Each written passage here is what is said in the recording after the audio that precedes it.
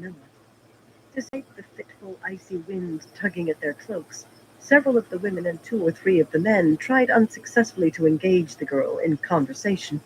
She seldom said two words together. Still, with no high seat in reach to fawn over, a high seat's heir would do, and maybe one of the fellows hoped to marry well. Likely one or two were more in the nature of guards, or at least spies, making sure she did not try to communicate with anyone in her Hey, house. Fire, how you doing? This lot would find that exciting, touching on the edges of power. Elenia had her own plans for Sylvaise. Aramilla was another with no objections to gotta nattering away when shirt anyone is with out, sense get would my be seat muffling fixed, herself in and her cowl, we'll do a dab. and her chatter as they rode through the dying light flitted from what Lear's sister would offer at supper to the plans for her coronation. Elenia listened only enough to murmur approvingly at what seemed appropriate spots. If the fool wanted to offer a We sworn didn't go amnesty to those who because opposed her, I didn't get up in far time be for it us from to go. Elenia Sarant to tell her she was a fool. It was painful enough having to simper at the woman without listening to her. Then one thing Aramilla said hit her ear like an awl. You and Nayan won't mind sharing a bed, will you? It seems we are short of decent tents here. She flitted on, but for a moment Elenia could not hear a word. She felt as though her skin had been stuffed with snow. Turning her head slightly, she met Nayan's shocked gaze. There was no possible way Aramilla could know about their chance meeting, not yet. And even if she did, why would she offer them a chance to plot together? A trap? Okay, try to fix my Spies to seat listen again. to what they said? Nayan's maid? Or Janny? The world seemed to spin. Black and silver flecks floated in front of Elenia's eyes. She thought she was about to faint. Abruptly, she realized that Aramilla had addressed something to her directly and was waiting on an answer with an increasingly impatient scowl. Frantically, she cast her mind about. Yes, she had it. A gilded coach, Aramilla? What a ridiculous notion. As well ride in a tinker's wagon. Oh, delightful! You do have such marvelous ideas. Aramilla's pleased simper put a little ease into Elenia's breathing. The woman was a brainless fool. Maybe there was a shortage of suitable tents. More likely she just thought they were safe now, tamed. Elenia turned her bared teeth into a simper of her own, but she put aside any idea of having the Tarraboner entertain the woman even for an hour. With Jared's signature on that pledge, there was only one way to clear her path to the throne. Everything was in hand and ready to go forward. The only question was whether Aramilla or Nason should die first. Night pressed down on Camelot with a hard cold, driven by sharp winds. Here and there a glow of light spilling from an upper window spoke of people still awake, but most shutters were drawn. A thin sliver of moon low in the sky only seemed to emphasize the darkness. Even the snow-coating rooftops and pile-along fronts of buildings, where it had escaped the day's traffic, was a shadowy gray. Some The lone pillows man and some muffled head to blankets. ankles in a dark cloak, striding through the frozen slush left in the paving stones, answered to David Hanlon or Dolan Millar with equal ease. A name was no more than a coat, and a man changed his coat whenever needed. He had worn a number over the years. Given his wishes, he would have had his feet up in front of a roaring fire in the royal palace, mug in his hand, pitcher of brandy at his side, and a willing wench on his knee. But he had others' wishes to serve. At least the footing was better here in the new city. Not good, with this frozen muck underfoot that could turn a careless step into a sprawl. Yet a man's boots were less likely to go out from under him here than back on the steeper hills of the inner city. Besides, darkness suited him tonight. There had been few people in the streets when he started out, and the number had dwindled away as darkness deepened. Wise people stayed indoors once night fell. Occasionally, dim shapes skulked in the deeper shadows, but after a brief study of Hanlon, they scuttled around corners ahead of him, or withdrew into alleys trying to muffle their curses as they floundered in snow that likely had not been touched by the sun. He was not bulky, and little taller than the average That'll run of work, men, I with guess. his sword and breastplate hidden by his cloak to boot. Ain't got much But choice on footpads it. looked for weakness of hesitation, and and he moved with an obvious self-confidence, plainly unafraid of lurkers, an attitude helped by the long dagger Might have concealed to in his adjust opposite it right here hand. and there, but He kept an eye out for patrols of guardsmen as he walked, but he did not expect to see any. The strong arms and prowlers would have sought other hunting grounds if the guards were about. Of course, he could send nosy guardsmen on their way with a word, yet he wanted no observers of any kind, and no questions why he was so far from the palace afoot. His step hesitated as two heavily cloaked women appeared at a crossing well ahead, but they moved on without glancing his way, and he breathed more easily. Very few women would venture out at this time of night without a man along to wield sword or cudgel, and even without seeing their faces, he would have wagered a fistful of gold to a horse apple. That pair were Aes Sedai, or else some of those strange women who filled most of the beds in the palace. The thought of that lot brought a scowl, and a prickling between his shoulder blades like the brush of nettles. Whatever was going on in the palace, it was enough to give him the grips. The sea folk women were bad enough, and not just because they went swaying along the halls in a seductive way, then pulled a knife on a man. He had not even thought of patting one on the bottom after he realized they and the Aes Sedai were staring at one another like strange cats in a box. Plainly, however impossibly, the sea folk were the larger cats. The others were worse, in a way. No matter what the rumors said, he knew the look of Aes Sedai, and it did not include wrinkles. Yet some of them could channel, and he had the disturbing notion that they all could, which made no sense at all.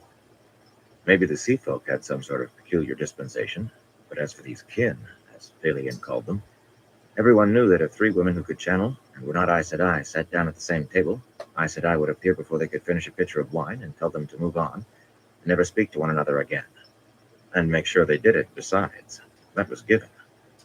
But there those women sat in a palace, over 100 of them, it works a holding little their bit. I private gotta, meetings, walking around Aes Sedai without I one guess, frown between them. Until get today, the anyway. little kinks out of Whatever it, had just set them get it, hovering like get it frightened just hens, right. the Aes Sedai had been every bit as anxious. There were too many oddities to suit him. When Aes Sedai behaved oddly, it was time for man to look to the safety of his own skin. With a curse, he jerked himself out of his reverie. The man needed to look out for his skin in the night, too. Letting his concentration drift was no way to do it. At least he had not stopped or even slowed. After a few more steps, he smiled a thin smile and thumbed the blade of his dagger. The wind sighed down the street and fell, whistled across rooftops and fell, and in the brief silences between, he could hear the faint crunch of the boots that had been following him since shortly after he left the palace. That At the next sounds crossing good street, there. he turned to his right at the same steady, unhurried Almost pace, for dinner. then suddenly Can't beat flattened his that. back against the front of a stable that stood hard on the corner. The wide stable doors were shut and might be barred on the inside, but the smell of horse and horse dung hung in the icy air. The inn across the street was closed up tight as well, its windows shuttered and dark, the only sound aside from the wind, the creak of its swinging sign, he could not make out in the night. No one to see what they should not. He had a moment's warning. The sound of boots quickened in an effort not to let him out of sight too long. Then a cowled head was thrust cautiously around the corner. Not cautiously enough, of course. His left hand darted into the cowl to seize a throat at the same time his right made a practiced stop thrust with a dagger. He half expected to find a breastplate or a mail shirt under the man's coat, and he was ready if he did. Shirt, huh? But an inch of steel sank easily beneath the fellow's breastbone. He did not know why that seemed to paralyze a man's lungs, so he could not cry out until he had drowned in his own blood. But he knew that it did. Still, tonight he had no time to wait. No guards inside at present did not mean matters would stay that way for long. With a quick wrench, he slammed the man's head against the stable's stone wall hard enough to crack his skull, then shoved his dagger to the hilt, feeling the blade grate as it dug through the fellow's spine. His breathing remained steady.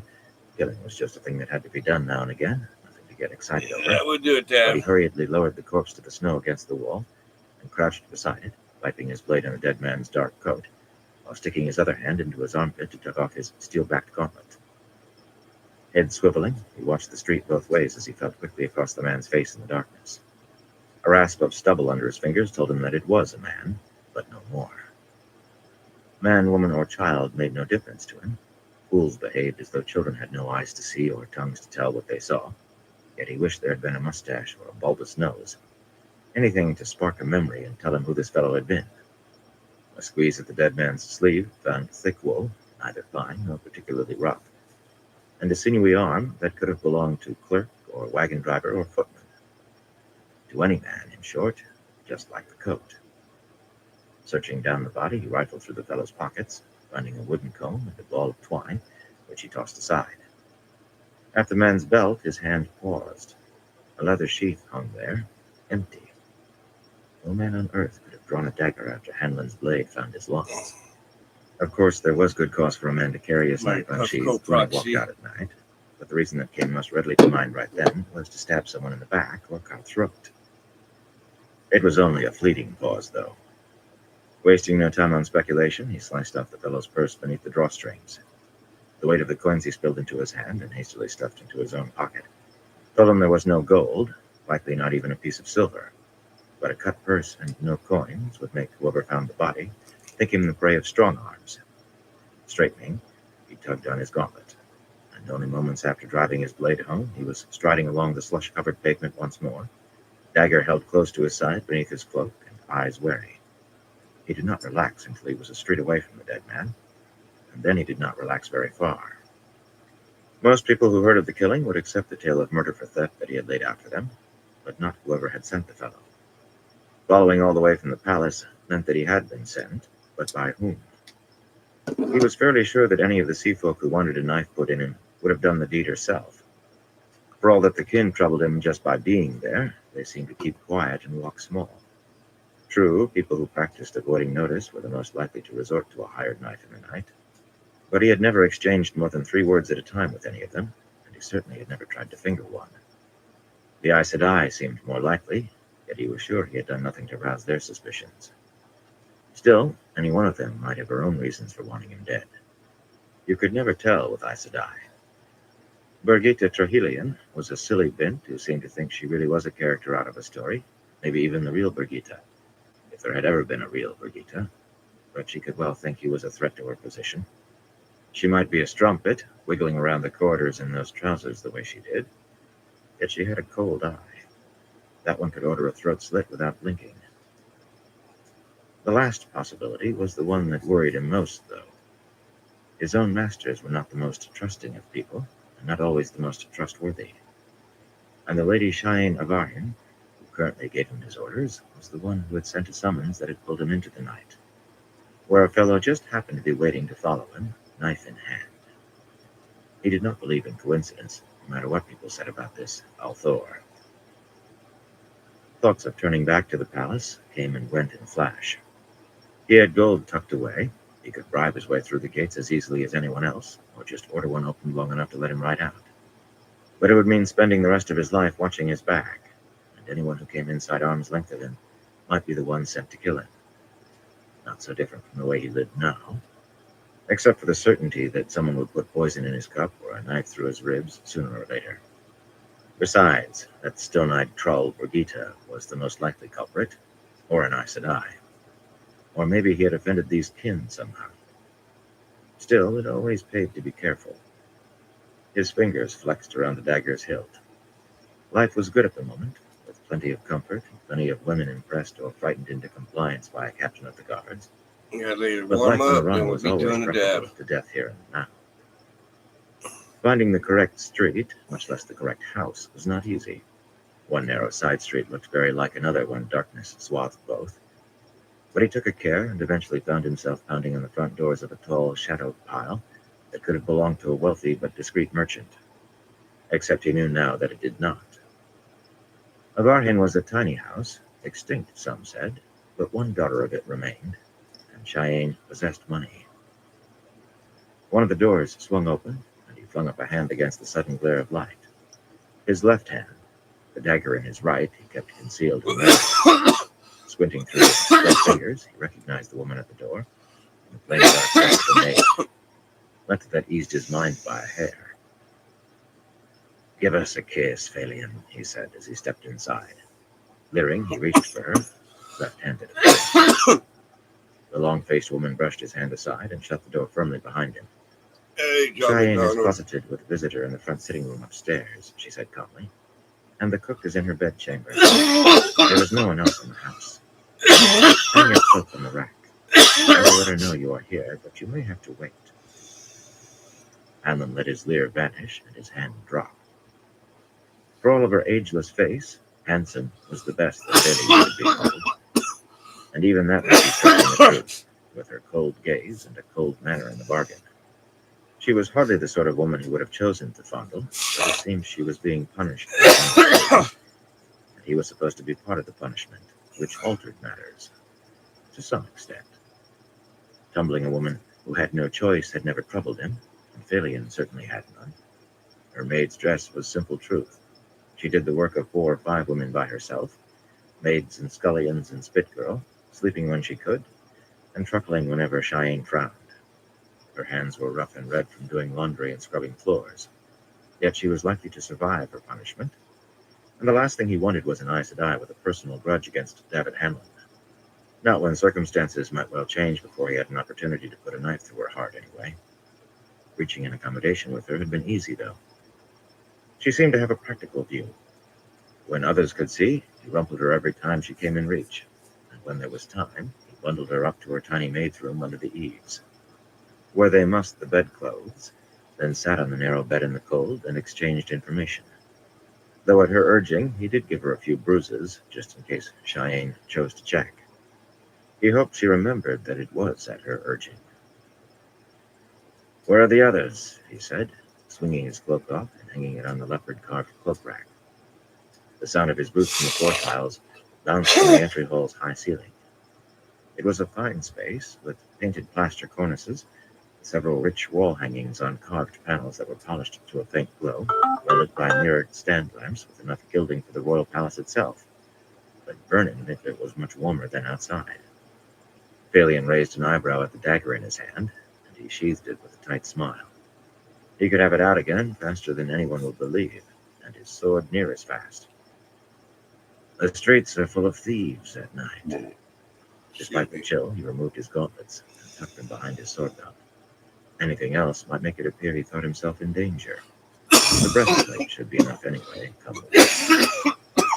"I do not know where Morellin is," she said over her shoulder, already gathering her skirts for the stair steps. "She went out before sunset. Morellin is in the stables with his pipe. We can talk after I inform Cheyenne you've arrived." Watching her climb the stairs, he grunted. Morellin, a hulking fellow Hanlon did not like at his back, was banished to the stables behind the house whenever he wanted to smoke his pipe, because Cheyenne disliked the smell of the rough tobacco he used. And since he usually took a pot of ale with him, or even a pitcher, he should not be coming in anytime soon. Morellin worried him more. She was Aes Sedai too, apparently as much under Cheyenne's orders as Phalion, or himself. But he had no agreements with her. No arguments either, yet he distrusted any Aes Sedai on principle, Black Aja or not. Where had she gone? To do what?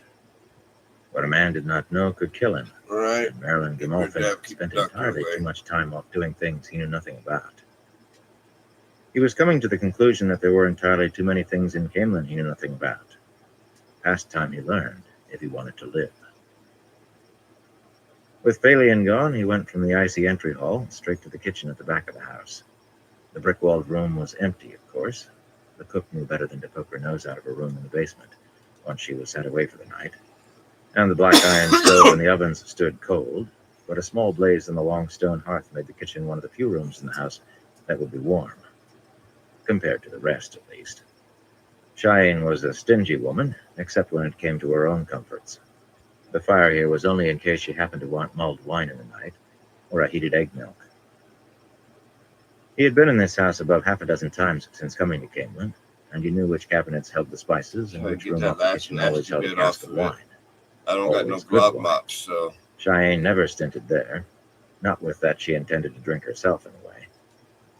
By the time Phalion returned, he had the honey pot and a dish of ginger and cloves sitting on the wide kitchen table with a pitcher full of wine and a poker thrust into the fire.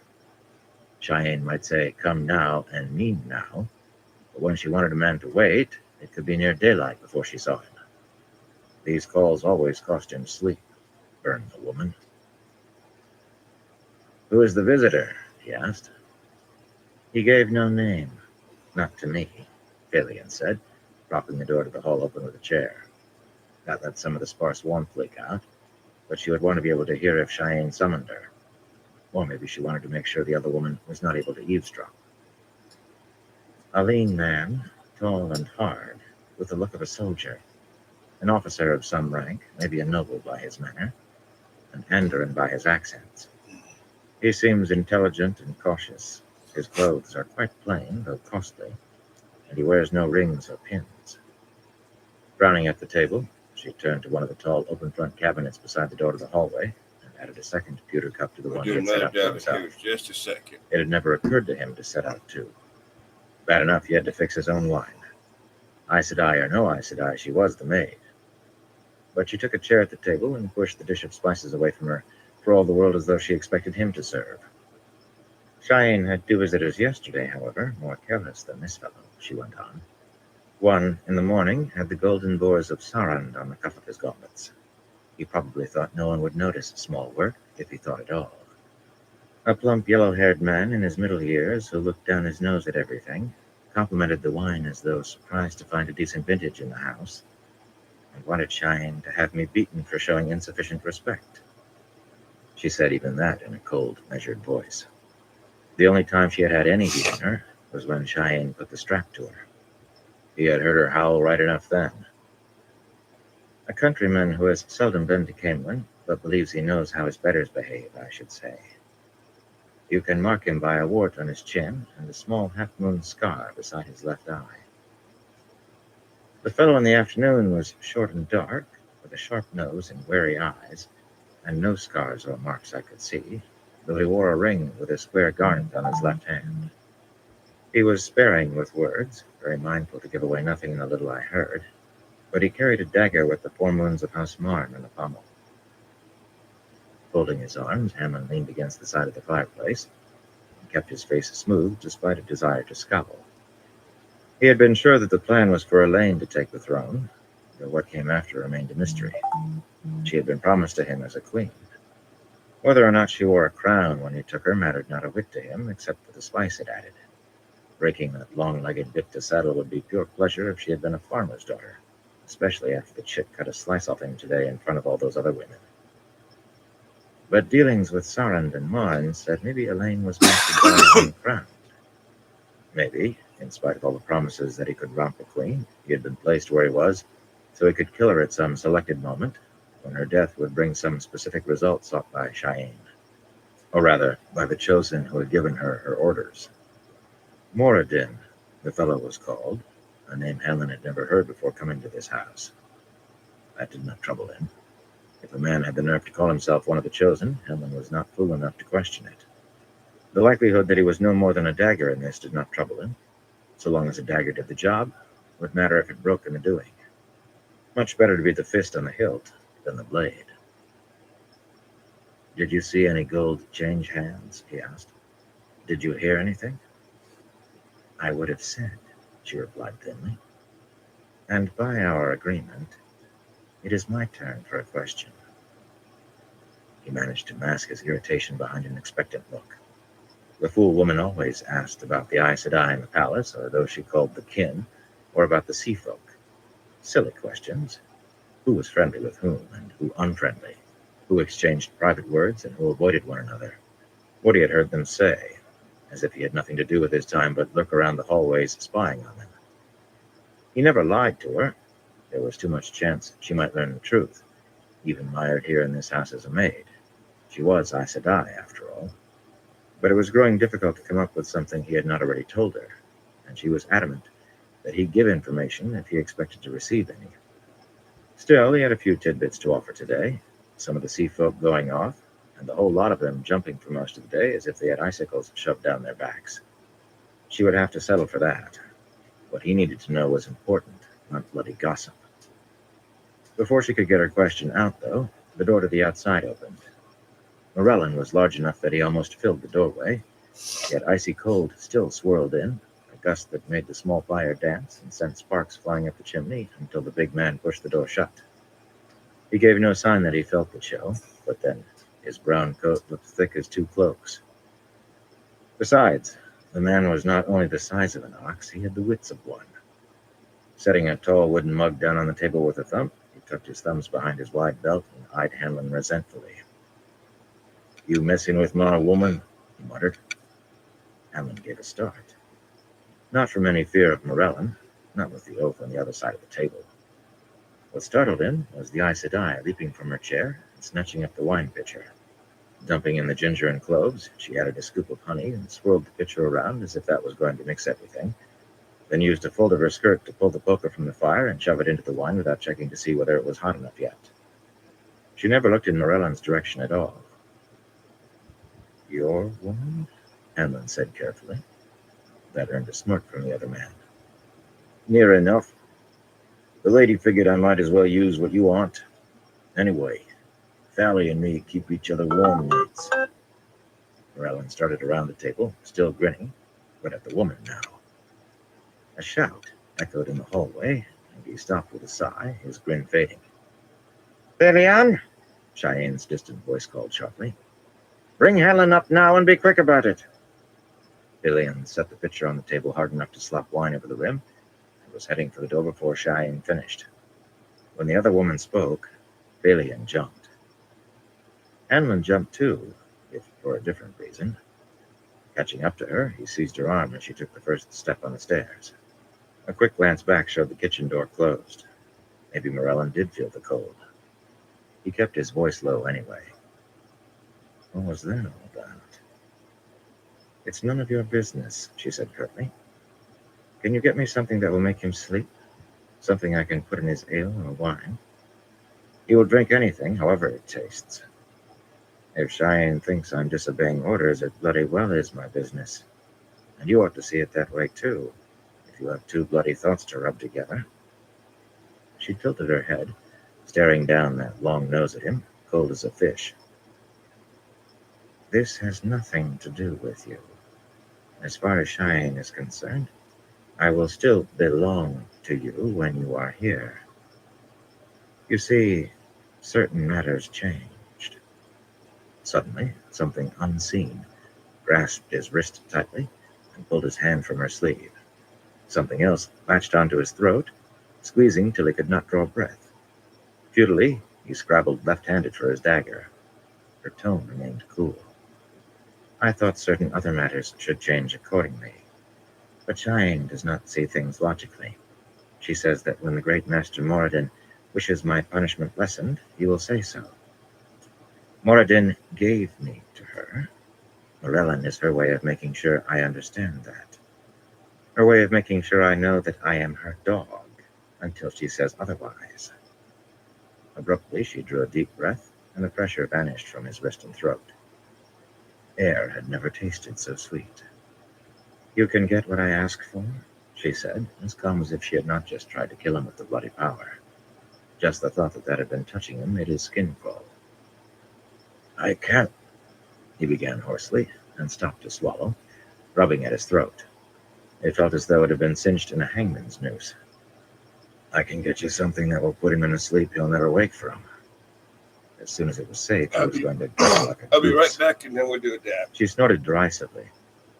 "I would be the first Cheyenne suspected, and I might as well cut my own wrists as object to anything she decided to do. It will be enough if he sleeps the nights through. Leave the thinking to me, and we will both be the better for it." Resting a hand on the carved mule post, she glanced up the stairs. "Come. When she says now, she means now." A pity he could not hang her up like a goose to wait for the knife. Following her, his boots thumped on the treads, sending a clatter through the entry hall, and it struck him that he had not heard the visitor leave. Unless the house had some secret way out he did not know, there was only the front door, the one in the kitchen, and a second at the back that could only be reached by passing the kitchen. So it seemed he was to meet this soldier. Maybe it was supposed to come as a surprise. Surreptitiously, he eased his dagger in its sheath. As expected, the front sitting room had a fine blaze burning away in the wide fireplace of blue-veined marble. It was a room worth the looting, with seafoam porcelain vases on the gilt-edged side tables, and tapestries and carpets that would fetch a pretty price. Except that one of the carpets was likely worthless now. A low blanket-covered mound lay near the middle of the room, and if the fellow that made it had not stained the carpet with his blood, Hanlon would eat the boots sticking out from one end. Cheyenne herself was sitting in a carved armchair, a pretty woman, in gold-embroidered blue silk, with an ornate belt of woven gold, and a heavy gold necklace around her slim neck. Glossy brown hair hung below her shoulders, even caught in a net of intricate lace. She looked delicate at first glance, but there was something vulpine about her face, and her smile never touched those big brown eyes. She was using a lace-edged handkerchief to clean a small dagger capped with a fire drop on the pommel. "Go tell Morellon that I will have a bundle for him to dispose of later, Phalion," she said calmly. Phalion's face remained smooth as polished marble, but she made a curtsy that lacked little of cringing before she scuttled out of the room at a run. Watching the woman and her dagger from the corner of his eye, Hanlon moved to the covered mound and bent to lift a corner of the blanket. Glazed blue eyes stared out of a face that might have been hard, alive. The dead always looked softer. Apparently, he had been neither as cautious nor as intelligent as Phalion thought him. Hanlon let the blanket fall and straightened. "He said something you objected to, my lady?" he said mildly. "Who was he?" "He said several things I objected to." She held her dagger up, studying the small blade to be sure it was clean, then slid it into a gold-worked sheath at her waist. "Tell me, is Elaine's child yours?" "I don't know who fathered the whelp," he said wryly. "Why, my lady? Do you think I'd go soft? The last chit who claimed I'd gotten a child on her, I stuffed her down a well to cool her head and made sure she stayed there." There were a long-necked silver wine pitcher and 2 chased silver cups sitting on a tray on one of the side tables. "Is this safe?" he asked, peering into the cups. Both had wine in the bottom, but a little addition to one would have turned the dead man into easy prey. "Cottrell Mosnet, an ironmonger's daughter from Meron," the woman said, just as smoothly as if it were common knowledge, and he very nearly flinched in surprise. "You split her head open with a rock before you pitched her down, no doubt to spare her drowning." How did she know the wench's name, much less about the rock? He had not remembered her name himself.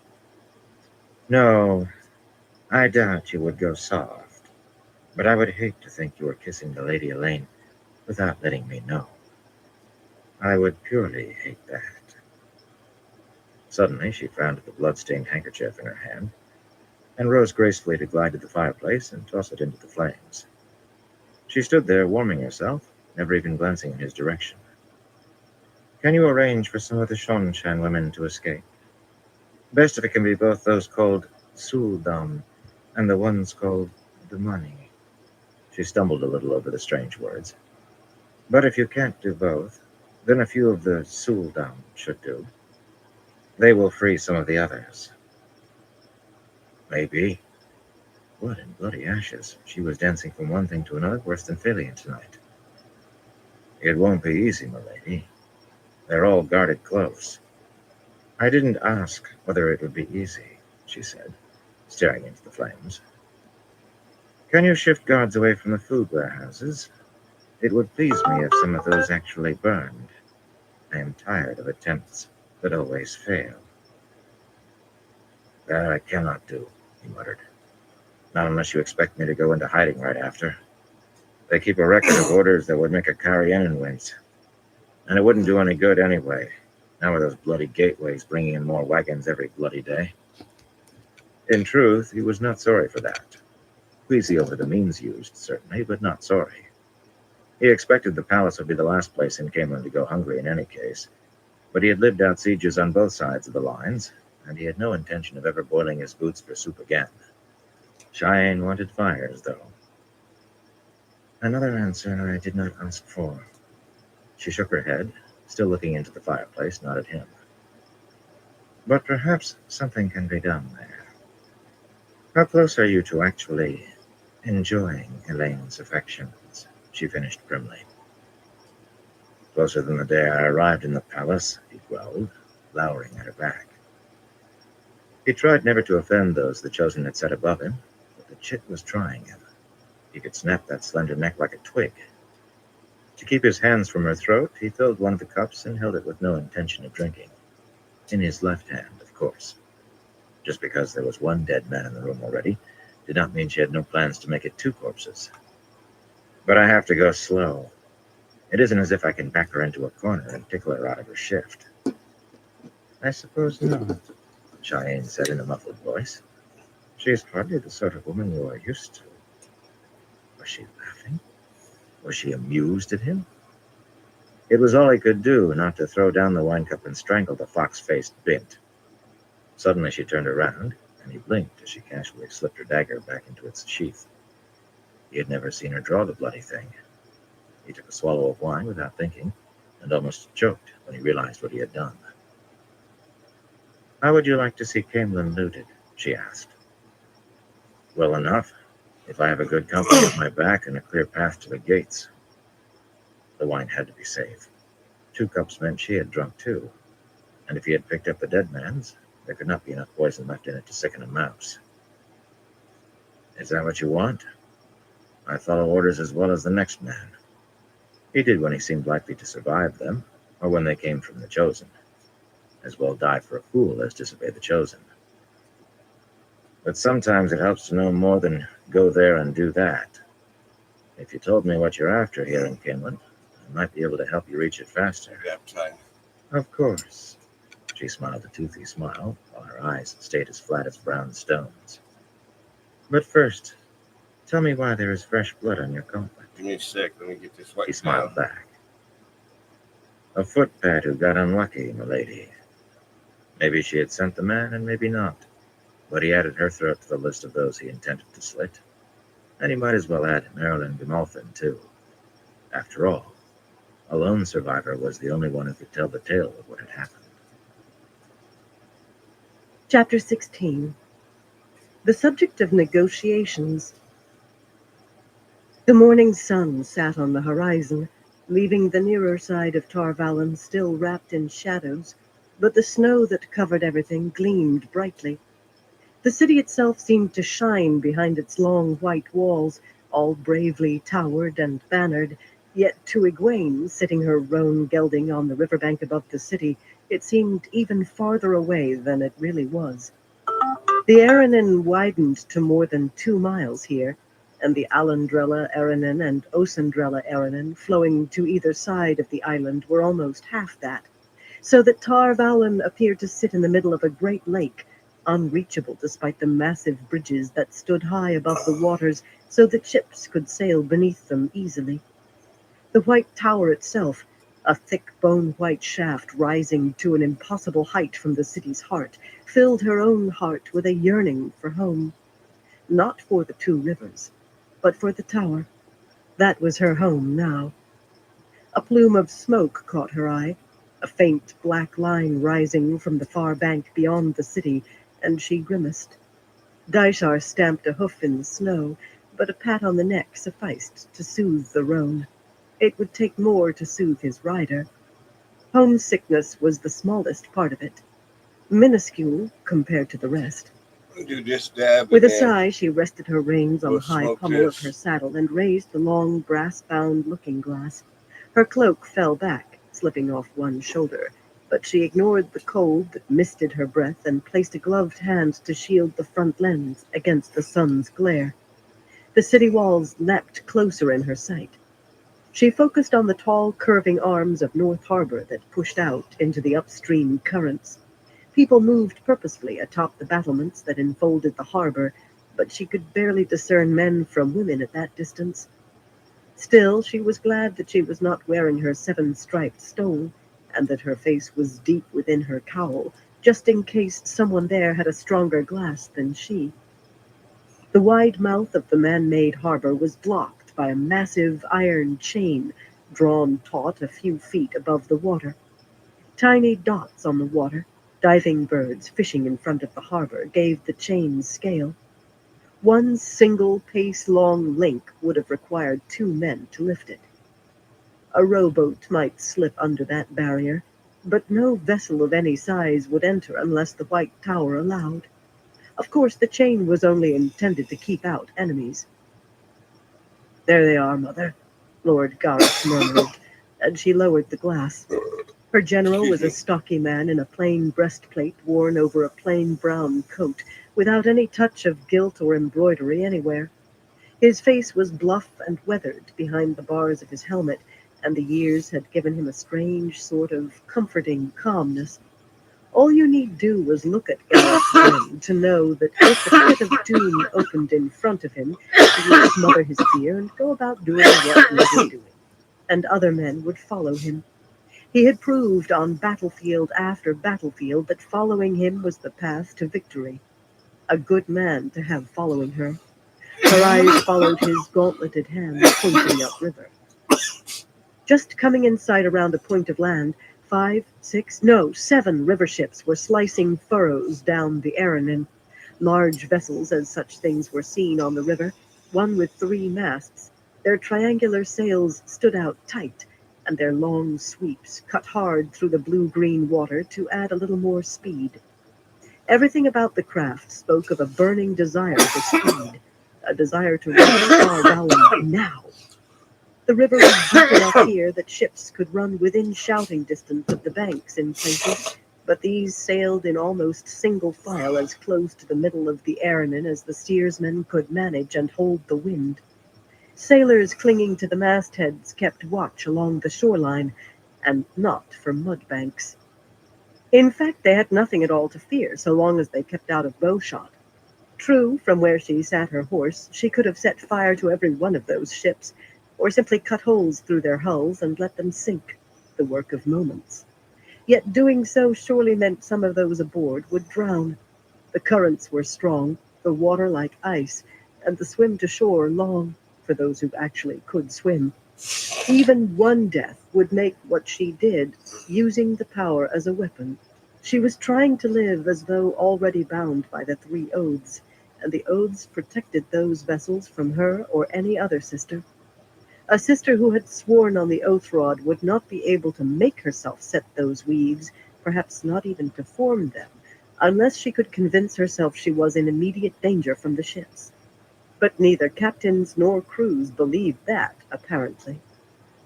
As the river ships came closer, shouts thinned to threadbare by distance drifted across the water.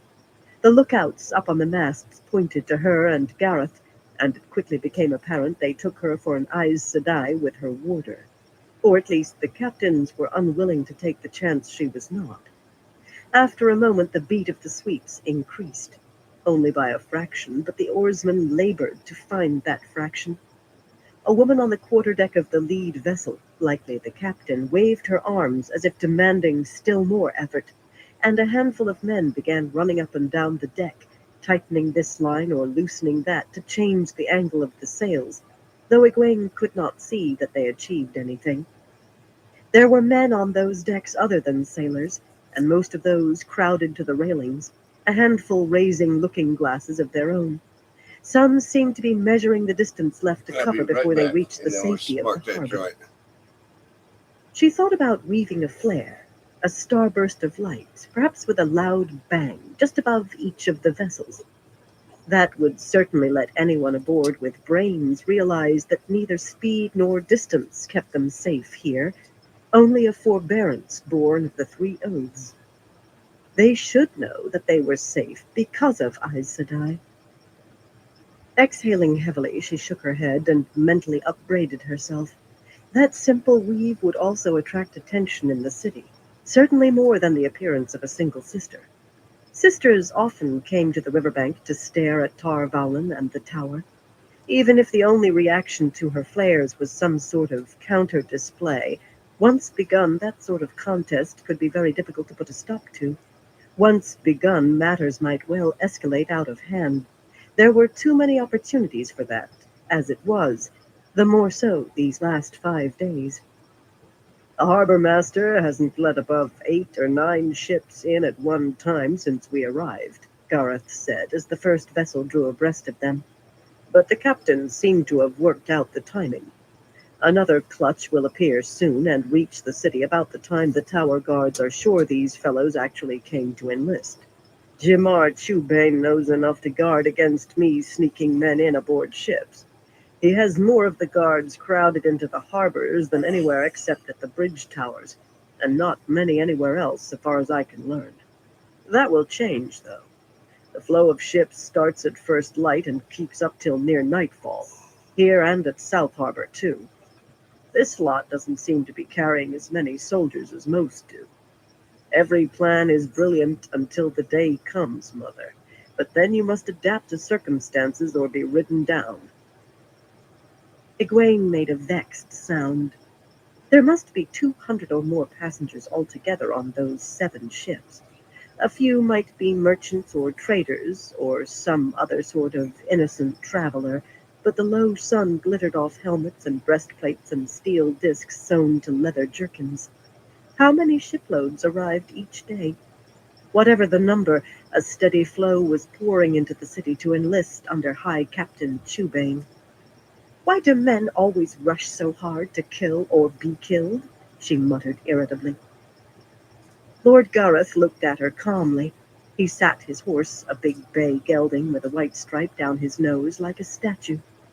Sometimes she thought she knew one small part of how Swan felt about the man. Sometimes she thought it would be worth whatever effort was needed to startle him just to see him startled. Unfortunately, she knew the answer to her own question as well as he did, at least as it applied to men going soldiering. Oh, there were men enough who rushed to support a cause or defend what they thought was right, and some who sought adventure, whatever they believed that was.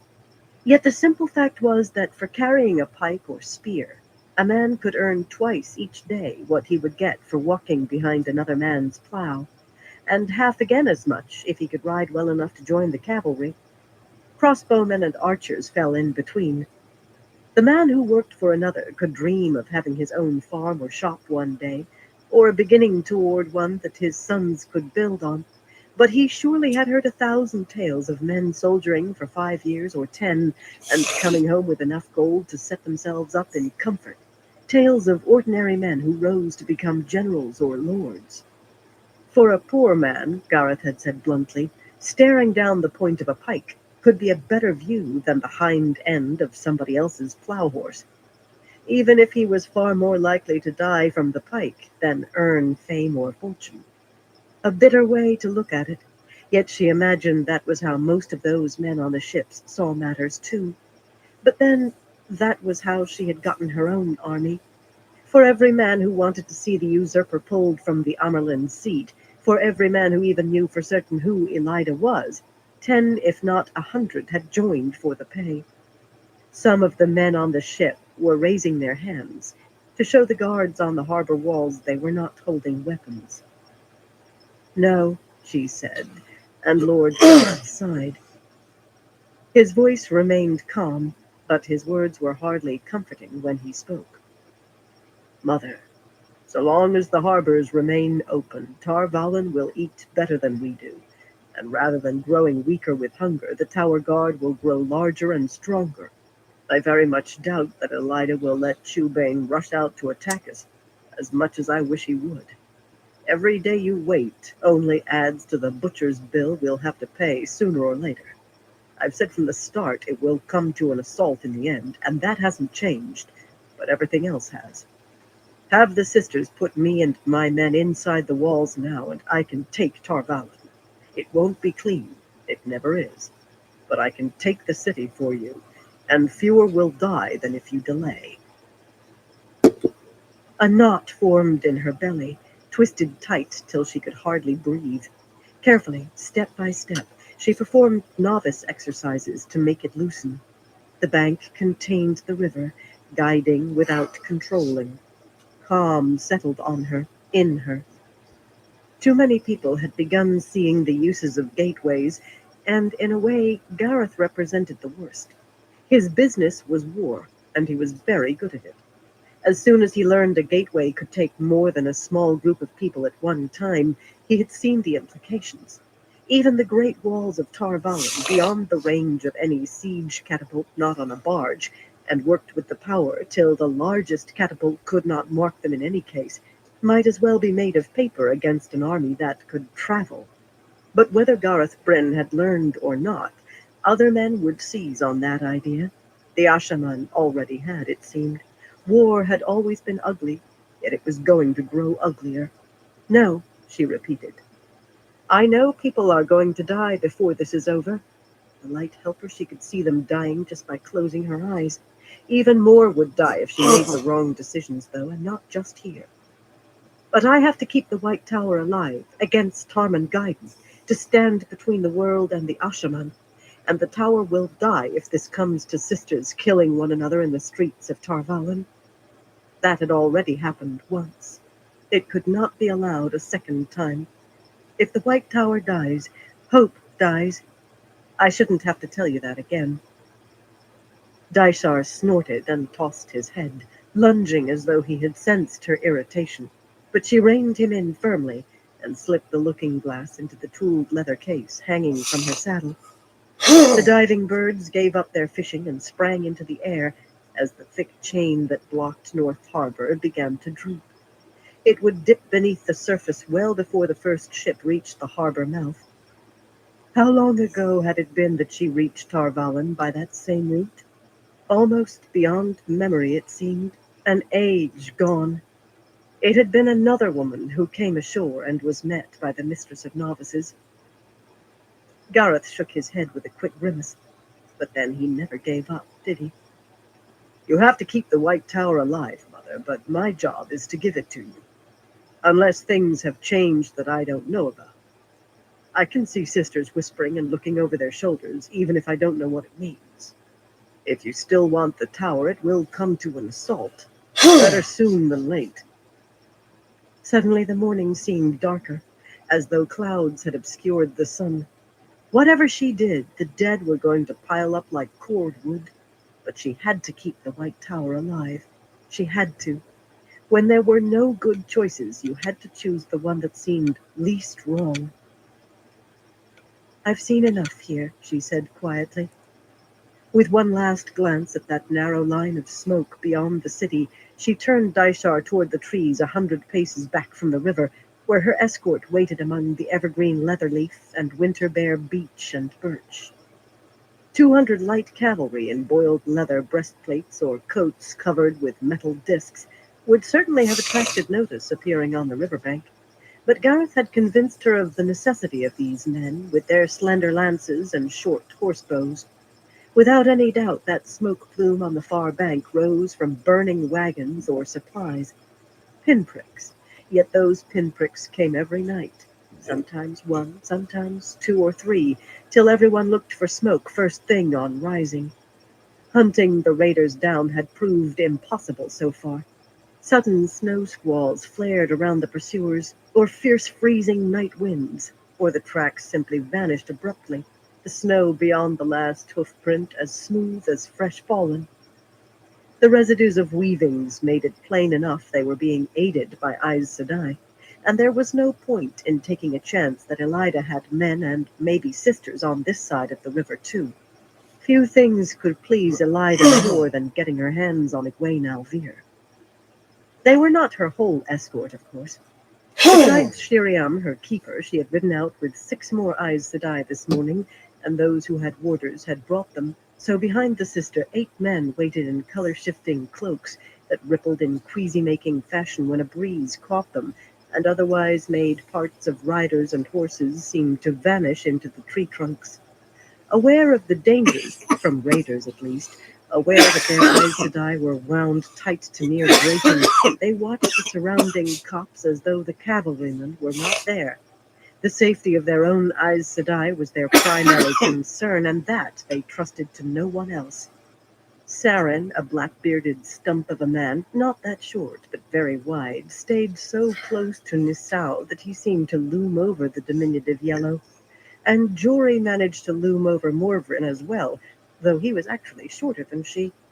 As broad as Saren, but very short, even for a Kyrianan. Mirel's 3 warders, the 3 she dared acknowledge, clustered around her until she could not have moved her horse without pushing one of theirs out of her way. Anaya's Setagana, lean and dark and as beautiful as she was plain, almost managed to surround her by himself. And Tervail, with his bold nose and scarred face, did the same with Bayamin. Carlinia had no warder, not unusual for a white, but she studied the men from the depths of her fur-lined cowl as if thinking about finding one. Not too long ago, Egwene would have hesitated to be seen with those 6 women. They and Shiriam had all sworn fealty to her for various reasons, and neither they nor she wanted the fact known or even suspected. They had been her way to influence events, to the extent that she could, when everyone thought her no more than a figurehead, a girl Amerlin the hall of the tower could use as it wished and no one listened to. The hall had lost that illusion when she brought them to declare war on Elida, finally admitting what they had been about since the day they had fled the tower in the first place. But that only made the hall and the Ajas worry over what she would do next, and try to figure out how to make sure that whatever it was met with their approval. The sitters had been very surprised when she accepted their suggestion of a council, one sister from each Aja, to advise her with their wisdom and experience. Or perhaps they thought her success with the declaration of war had gone to her head.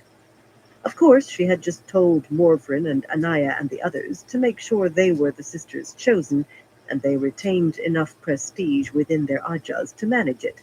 Just. She had been listening to their advice, if not always taking it, for weeks by that time. But now there was no longer any need to arrange furtive meetings or pass messages in secret. It seemed, however, that there had been an addition to the party while Egwene was staring at the tower. Shiriam, wearing the narrow blue stole of her office outside her cloak, managed a very formal bow from her saddle. The flame-haired woman could be incredibly formal at times. "Mother, the sitter Dalana wishes to speak with you," she said, as if Egwene could not see the stout gray sister sitting there on a dappled mare almost as dark as Shiriam's black-footed mount. "On a matter of some importance, so she says." And the slight touch of asperity meant Dalana had not told her what matter. Shiriam would not have liked that. She could be very jealous of her position.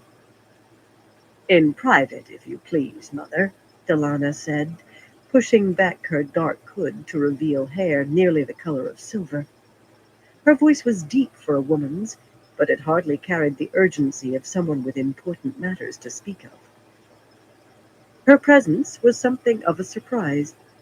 Dalana often supported Egwene in the hall of the tower when sitters were quibbling over whether a particular decision actually concerned the war against Elida. That meant the hall was required to support Egwene's commands as if they had stood with the greater consensus, and even the sitters who had stood for war did not half like that little fact, which made for endless quibbling. They wanted to pull Elida down, yet left to themselves the hall would have done nothing but argue. Truth to tell, though, Dalana's support was not always welcome. One day she could be the very image of a gray negotiator seeking consensus, and the next so strident in her arguments that every sitter within hearing got her back up. She had been known to set the cat among the pigeons in other ways, too. No fewer than 3 times now, she had demanded the hall make a formal declaration that Elida was Black Aja, which inevitably led to an awkward silence until someone called for the sitting to be adjourned. Few were willing to discuss the Black Aja openly. Dalana would discuss anything, from how they were to find proper clothes for 987 novices, to whether Elida had secret supporters among the sisters, another topic that gave most sisters a case of the prickles. Which left the question of why she had ridden out so early and by herself. She had never approached Egwene before without another sitter or 3 for company. Dalana's pale blue eyes gave away no more than did her smooth Aes Sedai face. "While we ride," Egwene told her. "We will want a little privacy," she added when Shiriam opened her mouth. "Stay back with the others, please." The keeper's green eyes tightened in what might almost have been anger. An efficient keeper, and eager with it, she had pinned her hopes on Egwene and made little secret that she disliked being excluded from any meeting Egwene had.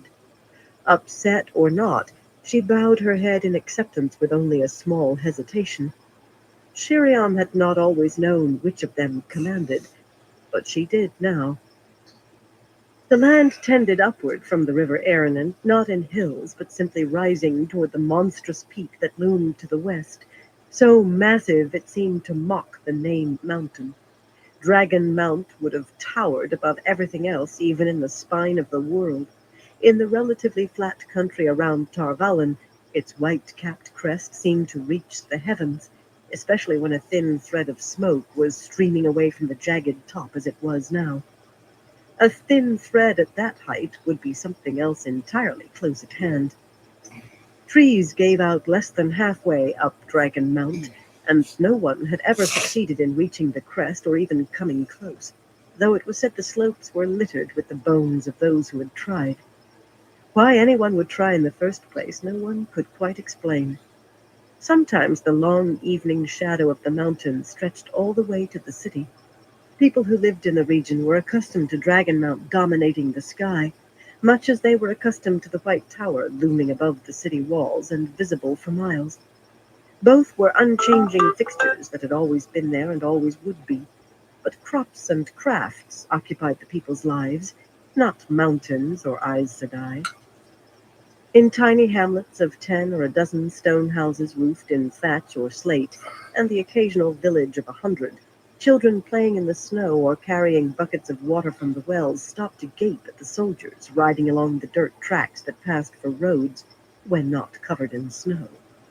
They carried no banners, but a few of the soldiers wore the flame of Tarvalon worked on their cloaks or coat sleeves, and the warders' strange cloaks named at least some of the women as Aes Sedai. Even this near the city, sisters had been an uncommon sight till recently, and they were still something to make a child's eyes gleam. But then the soldiers themselves probably came close in the list of marvels. The farms that fed Tarvalon covered most of the land, stone-walled fields surrounding sprawling houses and tall barns of stone or brick, with copses and coppices and thickets of trees between, and groups of farm children often ran a little distance parallel to the line of travel, leaping across the snow like hares. Winter chores kept most older folk indoors, but those who ventured out, heavily bundled against the cold, spared barely a glance for soldiers or warders or Aes Sedai. Spring would be coming soon, and the plowing and planting, and what Aes Sedai did would not affect that. The light willing, it would not. There was no point to guards unless they rode as if expecting an attack, and Lord Gareth had arranged a strong party of foreriders and lines of flankers, with trailers riding to the rear, while he led the mass of the soldiers right behind the warders, who followed closely on the heels of Shiriam and the council. They all made a large, lopsided ring around Egwene, and she could almost imagine she was riding through the countryside alone with Delana, if she did not look around too closely, or if she looked beyond. Instead of pressing the gray sitter to speak, it was a long ride back to camp, and no one was allowed to weave a gateway where the weave might be observed. There was plenty of time to hear what Delana had to say. Egwene compared the farms they passed to those in the Two Rivers. Perhaps the realization that the Two Rivers was no longer home made her study them. Acknowledging the truth could never be a betrayal, yet she needed to remember the Two Rivers. You could forget who you were if you forgot where you came from, and sometimes the innkeeper's daughter from Emmons Field seemed a stranger to her. Any of these farms would have looked decidedly odd set down near Emmons Field, though she could not put a finger on why exactly. A different shape to the houses, a different slant to the roofs, and more often slate topped a house than thatch here, when you could make out either through the snow that was often mounded on the rooftops. Of course, there was less thatch and more stone and brick in the Two Rivers now than there had been. She had seen it in Tel Riod. Change came so slowly you never noticed it creeping up on you, or far too fast for comfort. But it came. Nothing stayed the same, even when you thought it did, or hoped it would. "Some think you're going to bond him your warder," Delana said suddenly in a quiet voice. She might have been engaging in casual conversation. Her whole attention seemed to be on arranging the hood of her cloak with green-gloved hands. She rode well, blending with the motion of her mare so effortlessly that she appeared unaware of the animal. Some think perhaps you already have. I haven't had one myself for some time, but just knowing your warder is there can be a comfort, if you choose the right one. Egwene raised an eyebrow. She was proud that she did not gape at the woman. This was the very last topic she would have expected. And Delana added, Lord Gareth. He spends a great deal of time with you. He's rather older than is usual, but Greens often choose a more experienced man for their first. I know you never actually had an Aja, yet I often think of you as a Green. I wonder, will Swan be relieved if you bond him, or upset? Hell yeah. Sometimes I think one, sometimes the other. I've heard that Their that's how usually is with a lot relationship, of if it can people. be called that, is most peculiar, yet she seems completely unembarrassed. You must ask Swan herself about that. Egwene's smile had some bite in it. So did her tone, for that matter. She did not entirely understand herself why Gareth Bryn had offered her his loyalty, but the hall of the tower had better uses for its time than gossiping like village women. You can tell whoever you choose that I've bonded no one, Delana. Lord Gareth spends time with me, as you put it, because I am the Amerlin and he is my general. You may remind them of that as well. So Delana thought of her as a Green. That was the Aja she would have chosen, though in truth she wanted only one warder. But Gawain was either inside Tarvalon or else on his way to Camelin, and either way she would not lay hands on him soon. She patted Daishar's neck unnecessarily and tried to keep her smile from becoming a glare. It had been pleasant to forget the hall, among other things, for a while. The hall made her understand why Swan had so often looked like a bear with a sore tooth when she was Amerlin. I wouldn't say it has become a matter for wide discussion, Delana murmured, so far. Still, there is some interest in whether you will bond a warder and who. I doubt that Gareth Bryn would be considered a wise pick. She twisted in her saddle to look behind them. At Lord Gareth, Egwene thought. But when the sitter turned back around, she said very softly, Shiriam was never your choice for keeper, of course. But you must know that the Ajas set the rest of that lot to watch you as well. Her dappled gray mare was shorter than Daishar, so she had to look up at Egwene, which she tried to do without seeming to. Those watery blue eyes were suddenly quite sharp. There was some thought that Swan might be advising you too well after the way you brought about the declaration of war against Elida. But she's still resentful over her changed circumstances, isn't she? Shiriam is seen as the most likely culprit now. In any case, the Ajas want a little warning if you decide to pull another surprise. I thank you for the warning, Egwene said politely. Culprit? She had proven to the hall that she would not be their puppet, yet most insisted on thinking she had to be someone's.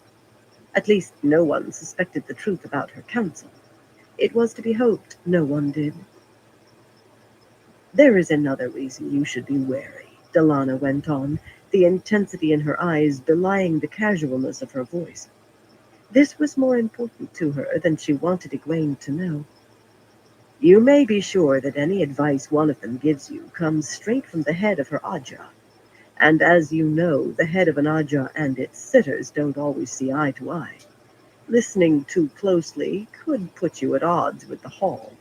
Not every decision concerns the war, remember, but you will surely want some of those to go your way. An Amerlin should listen to every side before making any decision, Egwene replied. But I'll remember your warning when they advise me, daughter. Did Delana think she was a fool? Or perhaps the woman was trying to make her angry. Anger made for hasty decisions and rash words that sometimes were hard to take back. She could not imagine what Delana was aiming at, but when sitters could not manipulate her one way, they tried another. She had gotten a great deal of practice in sidestepping manipulation since being raised Amerlin. Taking deep, regular breaths, she sought the balance of calm and found it. She had entirely too much practice at that, too, of late.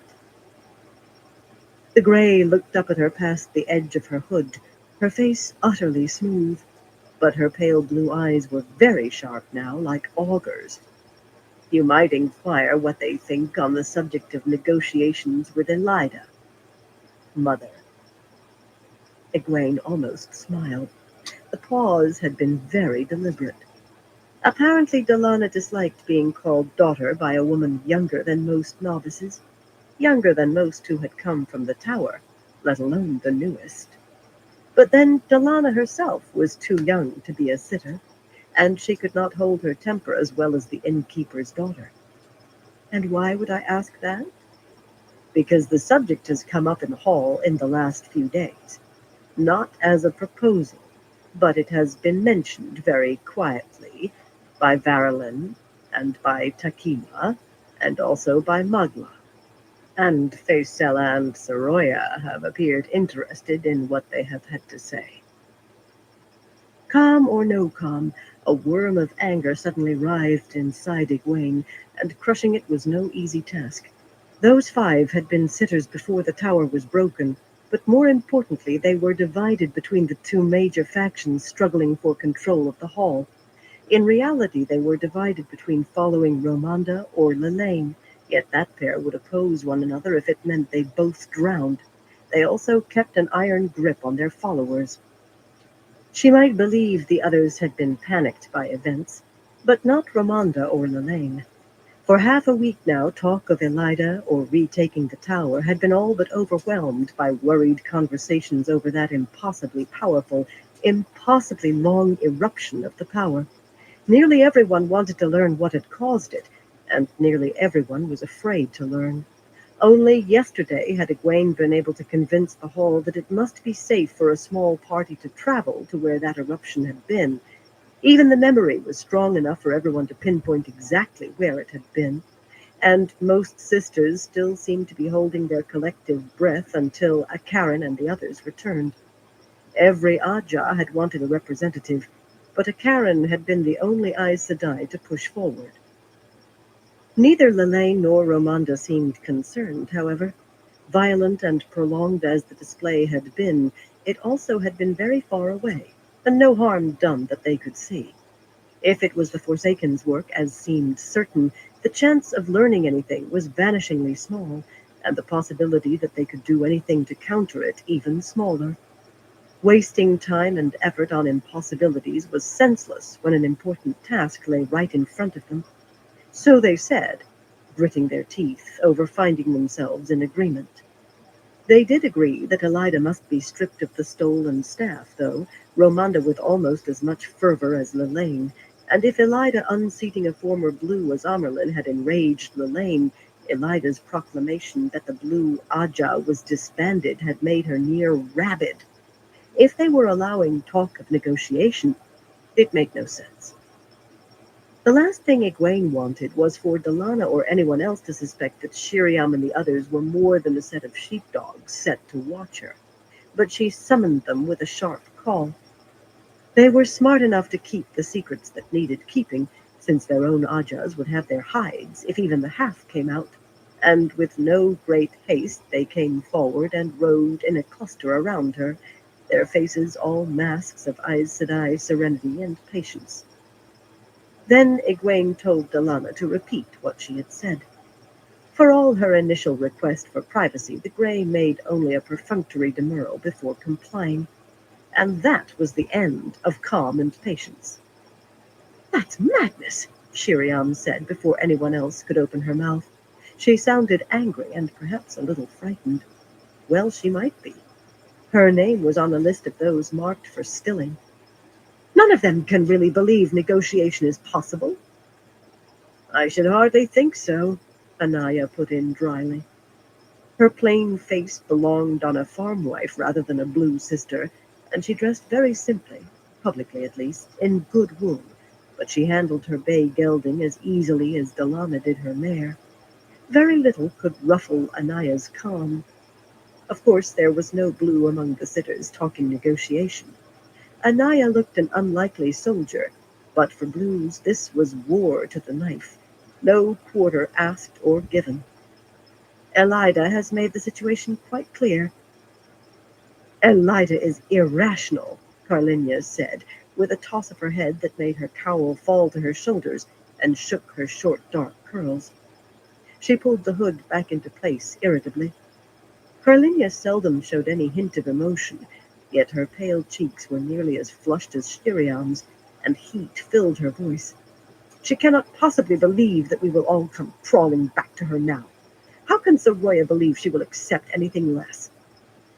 Crawling is what Elida has demanded, though, Morvrin muttered acridly.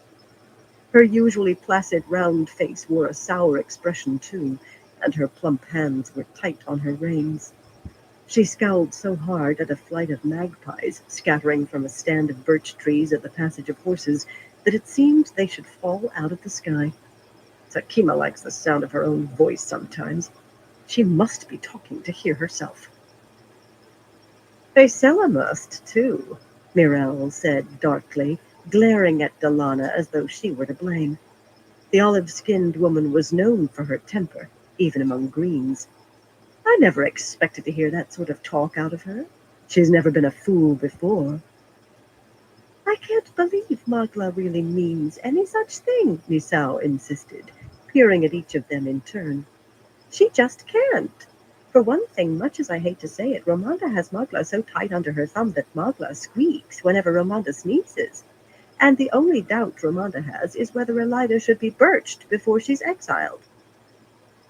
Delana's expression was so bland, she had to be suppressing a smug smile. Plainly, this was exactly the reaction she had hoped for. Ramonda holds Soroya and Varilyn just as firmly, and Takima and Faisella hardly put one foot in front of the other without Lilane's permission, but they still said what they said. I think your advisors are closer to the feelings of most sisters, though, Mother. Smoothing her gloves, she gave Egwene a sidelong look. You may be able to nip this in the bud if you move firmly. It seems you will have the support you need from the Ajas, and mine, of course, in the hall. Mine and enough more to stop it dead.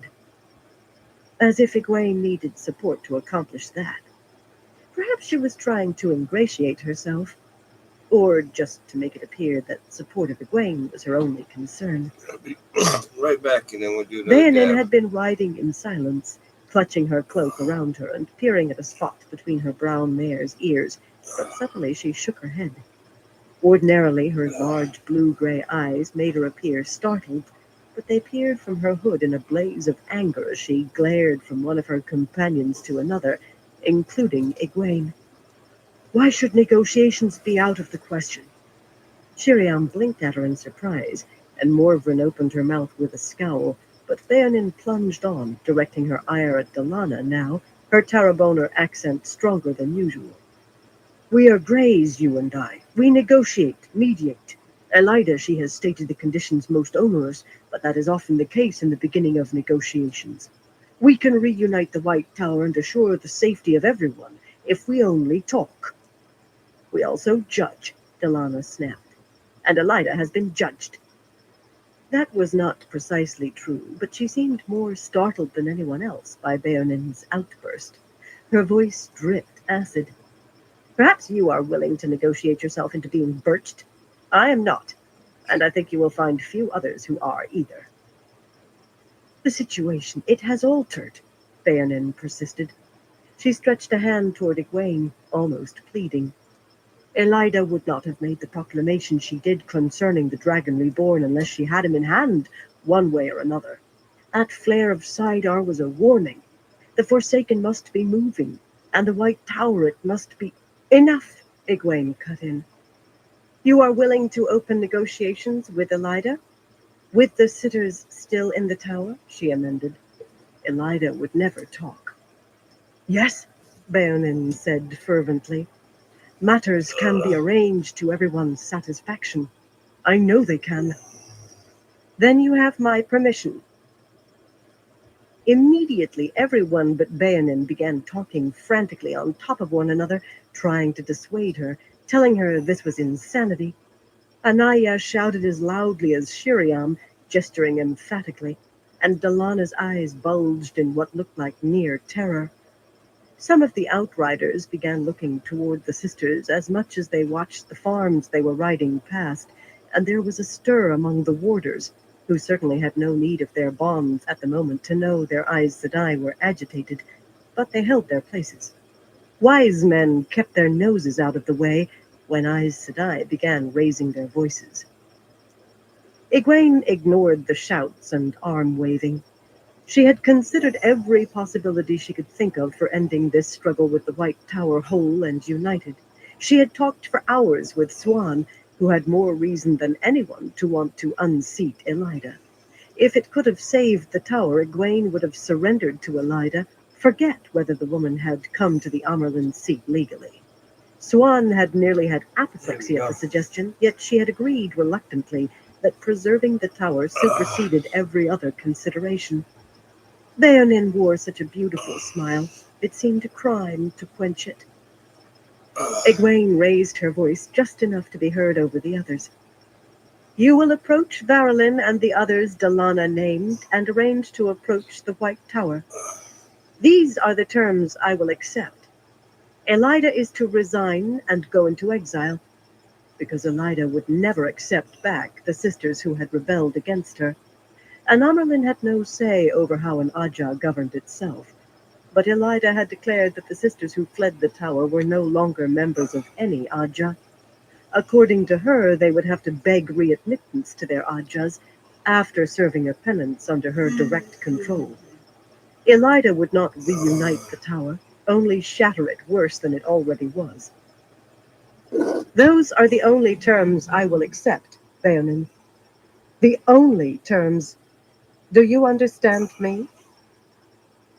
Baonin's eyes rolled up in her head, and she would have fallen from her horse if Morvrin had not caught her, muttering under her breath as she held the gray upright and slapped her face. Not lightly. Everyone else stared at Egwene as though they had never seen her before. Even Delana, who must have planned for something like this to happen from the first word she had said. They had come to a halt with Baonin's fainting fit, and the ring of soldiers around them drew up at a shouted command from Lord Gareth. Some stared toward the Aes Sedai, their anxiety plain even with their faces hidden behind the bars of their helmets. It's time to get back to camp, Egwene said, calmly. What had to be done, had to be done. Perhaps surrender would have healed the tower, but she could not believe it. And now it might come down to Aes Sedai facing one another in the streets of Tar Valon, unless she could find a way to make her plan succeed. We have work to do, she said, gathering her reins, and there isn't much time left. She prayed there was enough. Chapter 17. Secrets. Once Delana was sure that her noxious seed had taken root, she murmured that it might be best if they were not seen arriving back at the camp together, and slipped away, pushing her mare to a quick trot through the snow, and leaving the rest of them to ride on in uneasy silence, except for the crunch of the horses' hooves.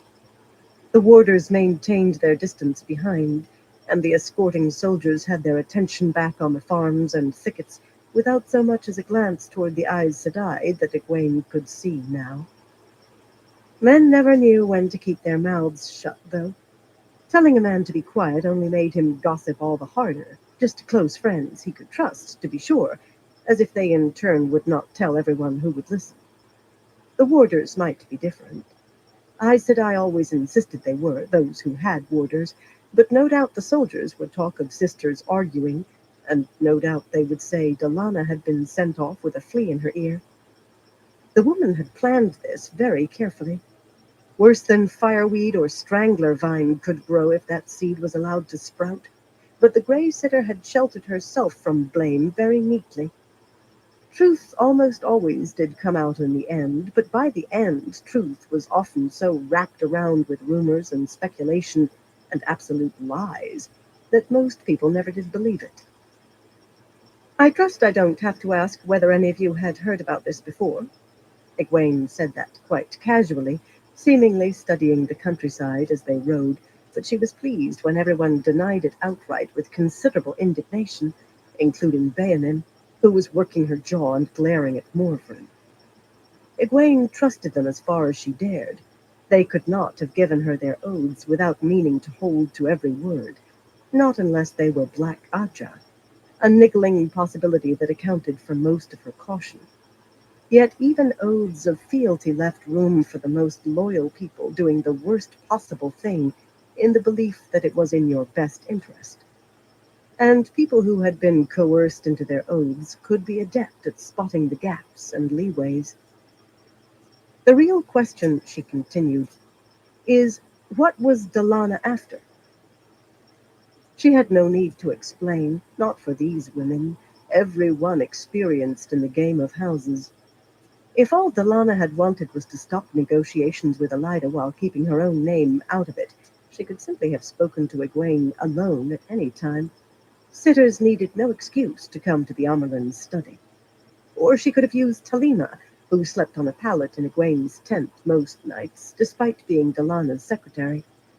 Egwene was troubled with headaches, and some nights only Halima's massages could soothe them so she could sleep. For that matter, an anonymous note might have been sufficient to make her present the hall with an edict forbidding negotiations.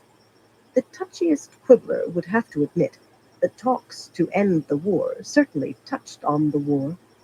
But plainly, Delana wanted Shiriam and the others to know too. Her tale-bearing was an arrow aimed at another target. Strife between the Aja heads and the sitters, Carlinia said, as cool as the snow. Perhaps strife between the Ajas. Casually adjusting her cloak, intricately embroidered white on white, but lined with dense black fur, she might have been discussing the price of a spool of thread. Why she wants these things I can't begin to say, but those will be the results, unless we are very careful. And she could not know we would be careful, or that we have any reason to be, so logically one or both must be her aim. The first answer that comes to mind isn't always correct, Carlinia, Morvern said. There's no saying that Delana thought her actions through as carefully as you have, or that she thought along the same lines. The stout Brown believed more in common sense than logic, or so she said, but in truth she seemed to blend the two, a combination that made her very hard-headed and suspicious of quick or easy answers, which was not a bad thing to be. Delana may be trying to sway some among the sitters on some issue that's important to her. Maybe she hopes to get Elida declared Black Aja after all. No matter the results, her goal may be something we don't even suspect. Sitters can be as petty as anyone else. For all we know, she might have a grudge against one of those she named dating back to when she was a novice and they taught her. Better to concentrate on what will come of it than to worry about why until we know more.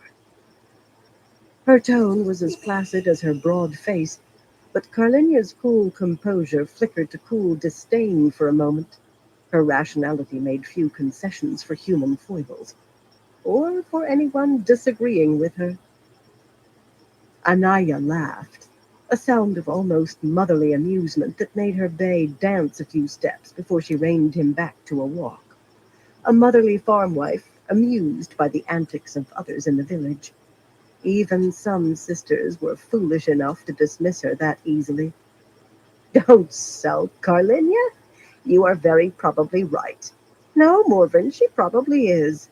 In any event, I believe we can squash any hopes she has for discord. That did not sound amused at all. No Blue was amused by anything that might hamper pulling Elida down.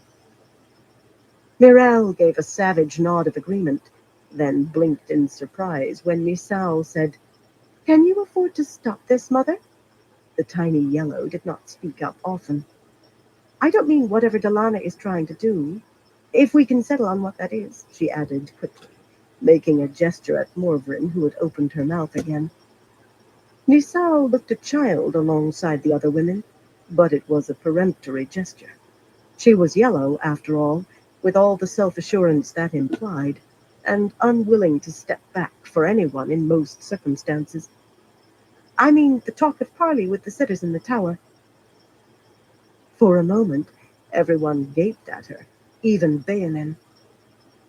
And why would we want to allow that? Anaya said finally, in a dangerous voice. We didn't come all this way to talk to Elida.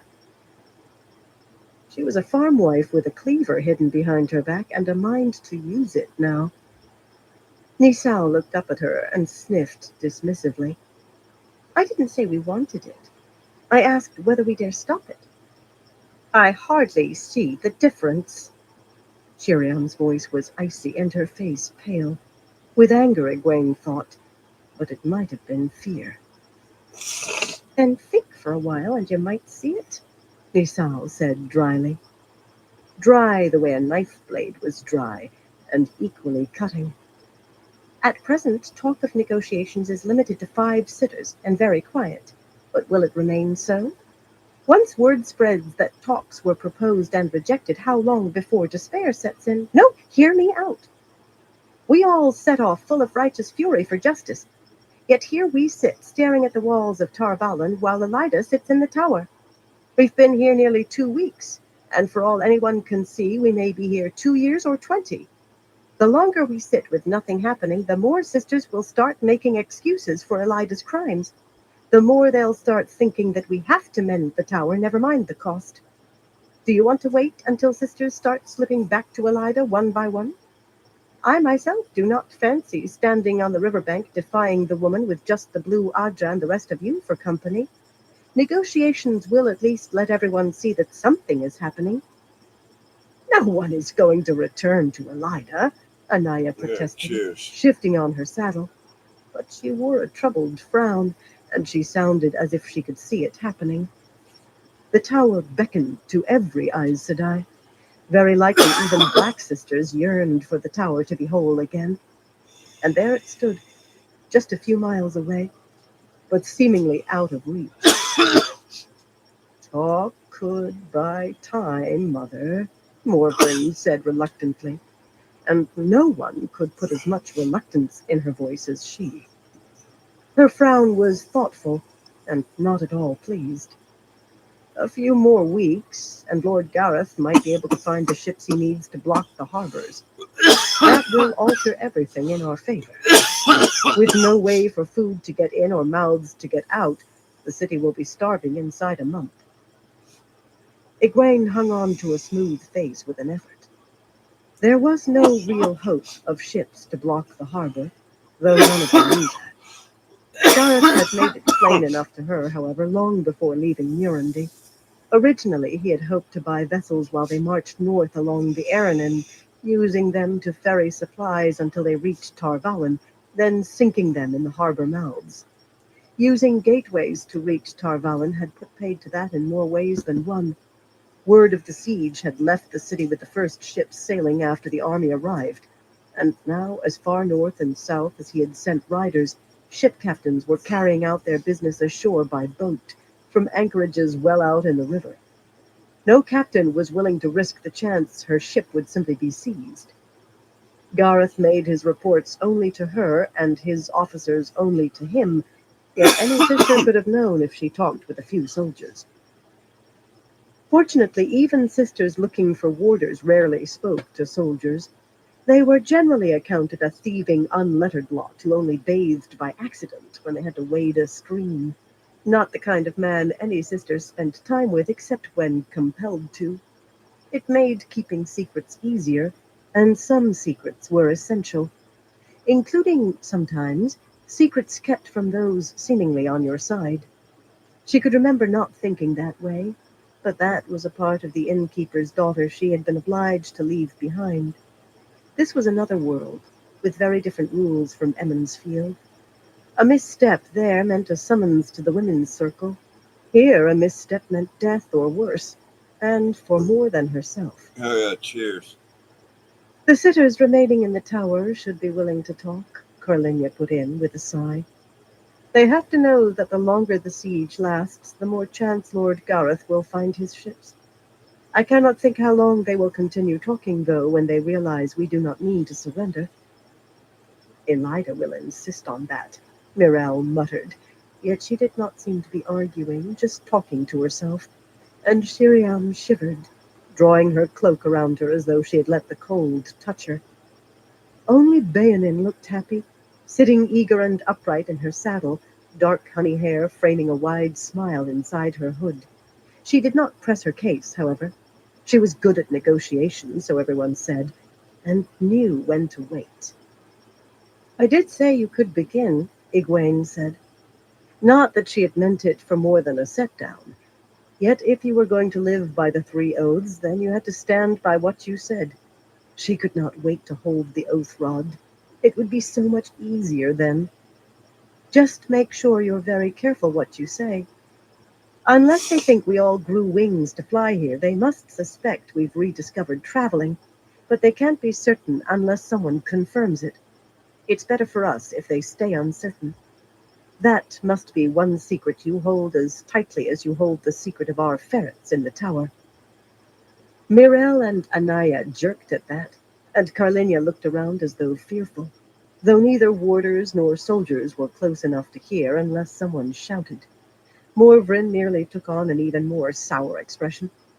Even Nisao looked a little ill, though she had had nothing to do with the decision to send sisters back to the tower in secret, supposedly answering Elida's summons. The Hall might be happy to learn that 10 sisters were in the tower trying to undermine Elida however they could, even if the effort had borne no apparent fruit so far. But the sitters would most definitely be unhappy at realizing that it had been kept secret because these women feared that some of the sitters might actually be Black Aja. As well for Shiriam and the others to reveal their oaths to Egwene as reveal that. The results for them might not be very different. The Hall had not ordered anyone birched yet, but the way most sitters chafed at the bit over Egwene's control of the war, it could hardly come as a surprise if they jumped at the chance to show they still had some authority while simultaneously expressing their displeasure forcefully. Bayanin was apparently the only one who had opposed that decision, at least until it became apparent the others were going ahead anyway. But she drew a shuddering breath, too, and a tightness settled around her eyes. In her case, the sudden realization of just what she had undertaken might have played its part, too. Just finding someone in the tower who was willing to talk might prove a daunting task. Eyes and ears inside Tarvalin could offer only hearsay about events inside the tower. News of the tower itself came only in dribs and drabs, from sisters venturing into Telairan Riod to glimpse fleeting reflections of the waking world. But every last one of those scraps told of Elida ruling by edict and caprice, with not even the Hall daring to stand against her. Bayanin's face took on a grayish tinge, till she began to appear more sickly than Nisao. Anaya and the others looked as bleak as death. A wave of gloom rose in Egwene. These were among the strongest against Elida, even the foot-dragging Bayanin, who always wanted to talk rather than act. Well, Greys were noted for believing that anything could be solved with enough talk. They should try that on a Trolloc sometime, or just a footpad, and see how far they got. Without Shiriam and the rest, resistance to Elida would have fallen apart before it ever had a chance to coalesce. It nearly had anyway. But Elida was as firmly seated in the tower as ever, and after all they had gone through, all they had done, it seemed that even Anaya saw it all melting away into disaster. No! Drawing a deep breath, Egwene straightened her shoulders and sat erect in her saddle. She was the lawful Amerlin, no matter what the Hall had thought they were getting when they raised her, and she had to keep the rebellion against Elida alive to have any hope of healing the tower. If that required a pretense of negotiations, it would not be the first time Aes Sedai had pretended to aim at one thing while targeting another. Whatever was required to keep the rebellion alive and pull Elida down, she would do. Whatever was required. Stretch the talks out as long as you can, she told Bayanin. You can talk about anything so long as you keep the secrets that need keeping. But agree to nothing and keep them talking. Swaying in her saddle, the Grey definitely looked sicker than Anaya. She almost appeared ready to empty her stomach. When the camp came into sight, with the sun nearly halfway to its noonday peak, The escort of lightly armored horsemen broke away back toward the river, leaving Egwene and the sisters to ride the last mile across the snow, followed by the warders. Lord Gareth paused as if he wanted to speak with her once more, but finally he turned his bay east after the cavalry, trotting to catch up as they vanished beyond the long, coppiced stand of trees. He would not bring up their disagreement or their discussions where anyone else could hear, and he believed that Bayanin and the others were just what everyone else thought them, the Ajah's watchdogs. She felt a little sad at holding things back from him, but the fewer who knew a secret, the more likely it would remain secret. The camp was a sprawl of tents in every shape and size and color and state of repair that almost covered a broad tree-rimmed pasture, halfway between Tarvalon and Dragon Mount, inside a ring of horse lines and rows of wagons and carts in almost as many shapes as there were wagons and carts. Chimney smoke rose in several places a few miles beyond the tree line, but the local farmers stayed away except for selling eggs and milk and butter, or sometimes when one needed healing from some accident. And there was no sign at all of the army Egwene had brought so far. Gareth had concentrated his forces along the river, part occupying the bridge towns on both banks, and the rest in what he called reserve camps, placed where men could be rushed to help fight off any sortie in strength from the city, just in case he was wrong about High Captain Chubane. Always consider the possibility your assumptions are wrong, he had told her. No one objected to his placements, of course. Not in general, anyway. Any number of sisters were ready to nitpick the details, but holding the bridge towns was the only way to besiege Tarvalon, after all. By land, it was. And a good many Aes Sedai were pleased to have the soldiers out of sight, if not out of mind. 3 warders in color-shifting cloaks came riding out from the camp as Egwene and the others approached, one of them very tall and one quite short, so they seemed arranged in steps. Making their bows to Egwene and the sisters, nodding to the warders behind, they all had that dangerous look of men so confident that they had no need to convince anyone how dangerous they were, which somehow made it all the more evident. A warder at his ease and a lion resting on a hill, so went an old saying among Aes Sedai. The rest of it was lost in the years, but there really was no need to say more. The sisters were not entirely complacent about the safety of even a camp full of Aes Sedai under the circumstances. Warders patrolled closely for miles in every direction, lions on the prowl. Anaya and the others, all but Shiriam, scattered as soon as they reached the first row of tents beyond the wagons. Each would be seeking out the head of her Ajah, ostensibly to report on Egwene's ride to the river with Lord Gareth, and, more importantly, to make sure those Ajah heads knew that some of the sitters were talking about negotiations with Elida, and that Egwene was being firm. It would have been easier if she knew who those women were, but even oaths of fealty did not stretch to revealing that. Mirelle had nearly swallowed her tongue when Egwene suggested it. Being dropped into a job without training was hardly the best way to learn it, and Egwene knew she had oceans to learn yet about being Amyrlin. Oceans to learn and a job of work to do at the same time. "If you will forgive me, Mother," Shiriam said, when Bayanin, the last to go, vanished among the tents, trailed by her scar-faced warder. "I have a writing table piled high with paper." The lack of enthusiasm in her voice was understandable. The keeper's stole came along with ever-growing stacks of reports to be sorted and documents to be prepared. Despite her zeal for the rest of the job, which in this case was to keep the camp running, Shiriam had been heard to mutter fervent wishes, when confronted by yet another mound of papers, that she was still mistress of novices. Still, as soon as Egwene gave permission, she booted her black-footed dapple to a trot, scattering a covey of workmen in rough coats and mufflers wrapped around their heads, who were carrying large baskets on their backs. One fell flat on his face in the half-frozen muck that passed for a street. Shiriam's Arinbar, a slim Carianan with graying temples, paused long enough to make sure the fellow was getting to his feet, then spurred his dark bay stallion after her, leaving the workman to his curses, most of which seemed to be directed at his companion's laughter. Everyone knew that when an Aes Sedai wanted to go somewhere, you got out of the way. What had spilled out of the fellow's basket onto the street caught Egwene's eye and made her shiver. A tall heap of meal, crawling with weevils, till it seemed there were as many moving black specks as meal. The men must all have been carrying ruined meal to the mitten heaps. There was no use bothering to sift anything that infested. Only someone who was starving could eat it.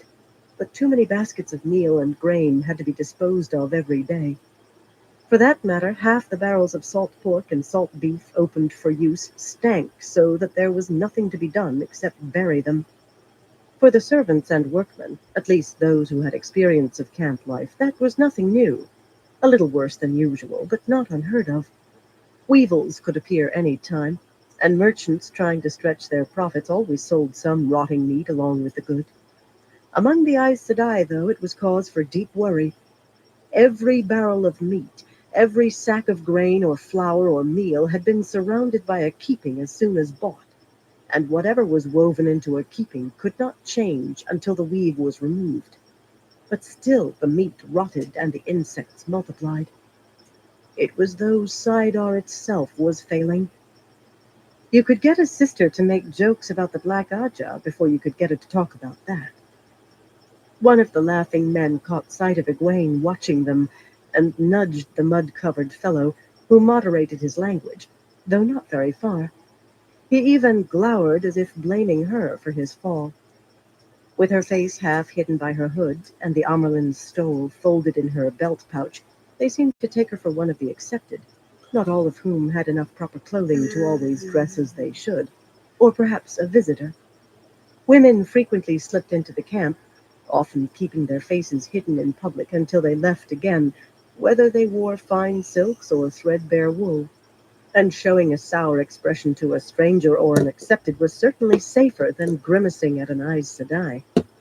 It seemed odd not to have everyone in sight bobbing and bowing. She had been in the saddle since before first light, and if a hot bath was out of the question, water had to be carried in from the wells that had been dug half a mile west of the camp, which made all but the most fastidious or self-absorbed sisters limit themselves.